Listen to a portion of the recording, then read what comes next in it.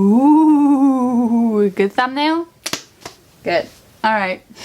Hey guys, welcome back to my channel, or if you're new to the channel, welcome. I'm Catherine, and today I'm gonna be doing a spooky book recommendation. Yes, I'm still here. I'm not dead yet, even though my hands look like I'm dyeing my shirt. I'm not dying, I'm just dyeing my shirt black, and that's the... Alright, I posted only 2 videos this month and I feel bad. I swear to God I do. I just don't have any that. Like, I'm not gonna complain about it. Like, come on, Halloween. I wanted to post something for Halloween for you guys to just celebrate the holiday. Look, I even decorated. I got some pumpkins. Feeling the spirit yet? This sweater is supposed to be for like winter time, but like purple, orange, perfect Halloween sweater. I wanted to make it very chill, very like cozy book recommendation. I need a candle. Wait the heck in a second. Okay, putting a candle on the shelf is probably not a good idea, but hey, pumpkin spice. Perfect. So yeah, as I was saying, I wanted to make this video like a cozy sit down, you know, just like chill and talk about spooky books and to give you guys some recommendations that you can read for either this October, Halloween, or next one, because like, Catherine, couldn't you not post it a little bit sooner? It's only a few days until Halloween. Like, yeah, you'll get over it. There'll be more Halloweens, okay? Alright, so let's start, I guess. The first one, I highly recommend you to try it out. Even if you're not interested, like if you want to experience the most out of just Halloween and all of this like being scared and spooked, like scary stories to tell in the dark, is just, they're awesome. They're awesome, let me tell you why. They're actually somewhat scary. And if you decide to get together with your friends and actually, you know, read this out loud and try to scare each other, it actually works for that. I was reading this book with my husband, and I think I was reading him this one right there. Like, it's really spooky, you can tell. The thing is that those stories, they end with like, you have to tell a phrase and then you like have to scream and spook them. So it definitely depends on the way you tell stories and your tone and stuff, but like you can scare the heck out of people. And I mean, this is all about Halloween. We gotta be scared. So this is perfect if you want to read it together with somebody, like a company, with your significant one. If you want to, you know, ruin their relationship, this is great. I totally loved this book. I didn't give it like 5 stars, but I think for Halloween this is definitely great, and the pictures that go along with the stories are actually very terrifying. There's one particular story that I'm not gonna spoil for you. You read through the story and it's kind of getting spooky, and then you turn the page and there's an image, and I lost it. There's one time that I lost it, and that was the time. So definitely recommend this one. And there's 3 parts, so it looks really short, but like if you dig it, like buy 3 books. I think I have the second part right there that I'm planning on reading this Halloween. So I read the first one, I'm reading this one this Halloween. So okay, the next book, like if you're looking for like perfect Halloween book, like the ultimate Halloween book, I highly recommend you to read The Halloween Tree by Ray Bradbury. I read this one last year for Halloween, and it was great. It was everything I wanted this book to be. I think it's a middle grade, and if it's not, it definitely reads like a middle grade. It's this whimsical, this like reality with some magical weird element to it, so like a lot of people will definitely enjoy this one. I didn't like it for this like magical and realistic settings, but it's like a fairy tale. You read this and you just feel all the Halloween stuff. And so this book follows a few boys who dress up for Halloween and they go trick-or-treating. There's a tree and there's the guide explaining them the rules, and one of the boys goes missing, so they try to go and find him through this like magical adventure or whatever. But I loved the first chapter too, when they describe how people were like carving pumpkins and what it smelled like, and like making fires and making pumpkin pies, and just like this whole atmospheres and smells, like it's just was filling my imagination. I was like, oh my gosh, this is like the ultimate book to read for Halloween. So highly recommend this one. Really short, really easy, really fun. Hopefully I'll not burn my books, we'll see.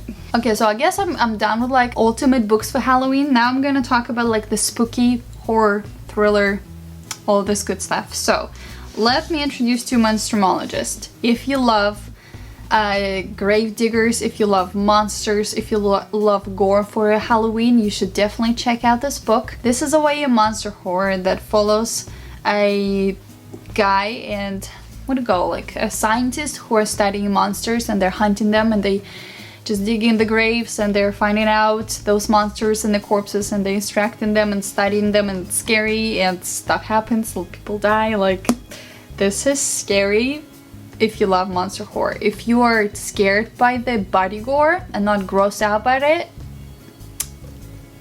yep. Okay, another horror book that was actually sent to me as an ARC, and I will link it down below where you can get it. And the one that I already read is The Virtual Entity by Richard Street. If you love The Exorcist, if you love like haunted house vibes, if you love demons and just entities and people struggling with it. A very short novella that you can read in one sitting. Small town vibes, a lot of like fall vibes, and also a lot of spooky and horror stuff. So this is a real good one to check out. Again, I'll link it down below where you can get it. Of course, if you've never read Stephen King, but you really want to, perfect for Halloween, perfect for any time of the year for that matter, I recommend you to start either with The Pet Sematary or The Shining, though these two are really strong horror by Stephen King that gives you all the feelings, all the spooks, all the atmospheres you want for this season. So these are perfect. If you've never read Stephen King, I don't know what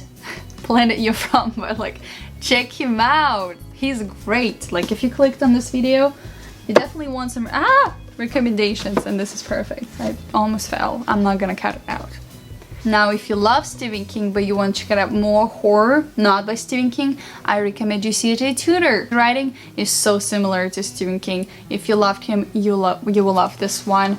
A group of kids that are connected to chalkbeds. I don't want to talk about too much about each and every book. I mean, you go in there to be spooked, and if I tell you the plot, will you be scared? Like, stuff happens, people die. Is that scary? I feel like it is. Also, if you've never read Agatha Christie and you're looking for that cool mystery, you know, fall read, perfect for Halloween, for fall mysteries by Agatha Christie. I love her writing, I love her stuff. I recommend you The Murder in the Orient Express, Taken at the Flood, Death on the Nile, and The Mysterious Affair Styles. These are definitely my favorites, and I highly recommend her to everyone because she's great. And she's definitely more of that like cozy kind of feeling, like trying to figure out who done it, rather than being scared. What was that? By the way, I'm alone in the house. What a stupid idea. And another like horror thriller, I don't know where to put it, people put it as horror, is The Bird Box by George Melliman. I love this book so much. It's so atmospheric, it's so well written.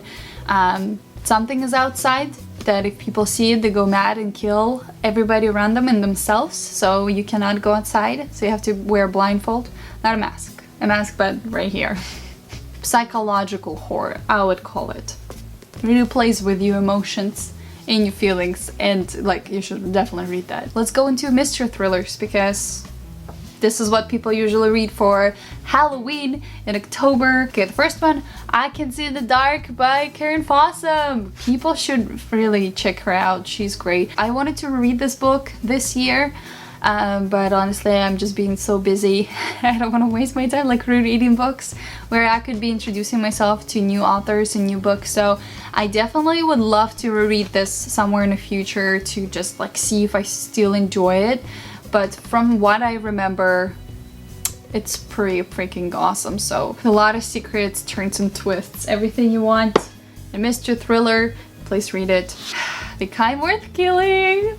Love this one. This is so just complicated and developed, and just it will suck you in so fast. You will just be lost in this book and you will not be able to get out. So addicting, so scary, so involving, like, I don't know how to explain it. This is my perfect mystery thriller. If I could, you know, read all the mystery thrillers, like, write them like this and they'll be perfect. please check it out if you haven't already. It's so good. The Girl on the Train by Paul Hawkins. Not a lot of people's favorite, but again, if you've never really read any mystery thrillers and you want to introduce yourself, this will be great. This will be perfect. You'll love it. It's this woman, unreliable character that's struggling with alcoholism or drugs or depression or just like some stuff, and then they get into things that they don't really have to get into things, and just gets dangerous. Is that a good recommendation? I don't know, but like it was good, and I gave it 5 stars.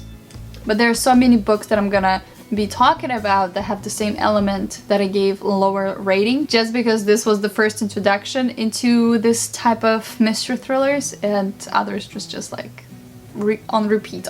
So, or The Woman in the Window, or Spare Room, or Sharp Objects by Gillian Flynn, or The Woman in Cabin 10. If you read any of these books and you love them, I recommend you all the ones that I've just said. If you love this, check out this one. Check out this one. Check out this one. Where did I get this one? Check out The Woman.